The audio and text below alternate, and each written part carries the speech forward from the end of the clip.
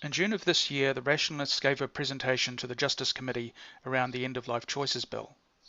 At the same time, a priest from the Catholic Church gave their view, and this video is in reply to that presentation. Human rights have become a universal language for preserving the dignity of the person and the common good. These rights have in large part come out of the Judeo-Christian tradition.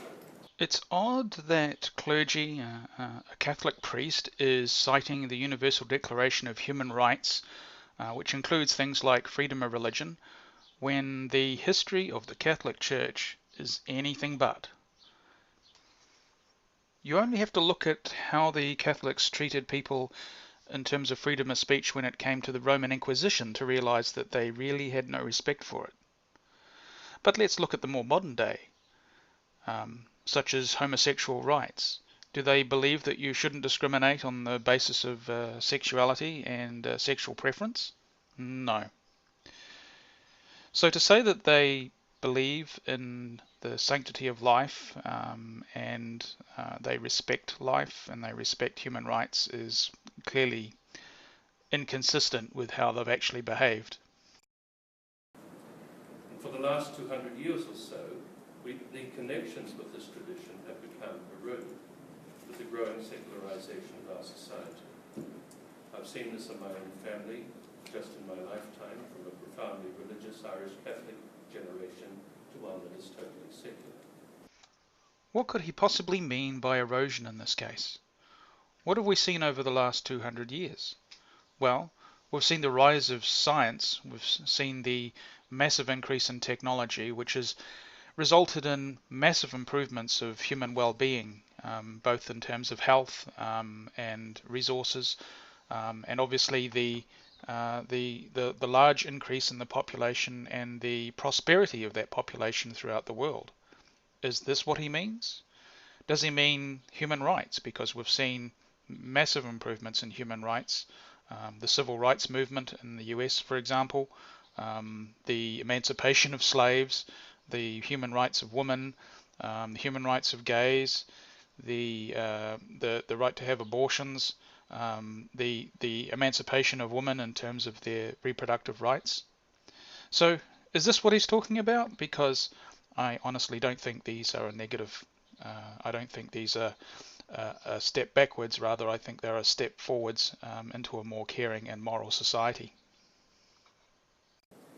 In the case of some, it is the pleasure principle that governs. If I choose, I have a right to it. I find it alarming that the right to choose is taking precedence over the right to life. There is a substantial difference between a right to life and an obligation to life. With the right to life, you cannot have the life taken from you. You cannot have the state decide to take your life from you. In other words, you have a right to survive and not have that right interfered with by the state. An obligation to life means that you must survive, that you have no choice. You can't decide for yourself when to end your life should you choose that pain and suffering is too much. And I think that's the substantial difference here. The case isn't being made here for a right to life. It's being made for an obligation to life.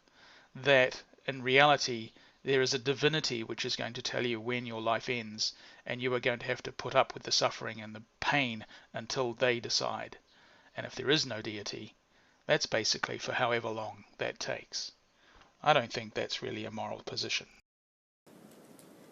I believe that this post-Enlightenment secular world is living on borrowed time. My generation has been living off the backs of previous generations where there was a sense of the common good, and in which there was an openness to the transcendent. From a secular point of view, I think we've been moving in the right direction. Rather than more hatred and more racism, we've been trying to endeavor to become a less racist society, to be less sexist, to be more inclusive, to have less hate towards others. I'm old enough to remember the change in the abortion law and the stretching of the meaning of quote-unquote mental health of women.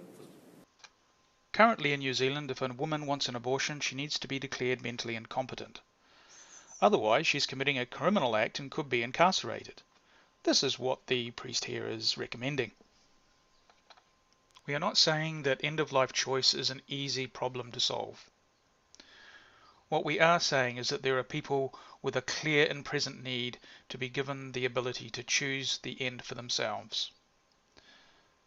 They shouldn't be kept alive against their will. To keep people alive against their will is a kind of torture.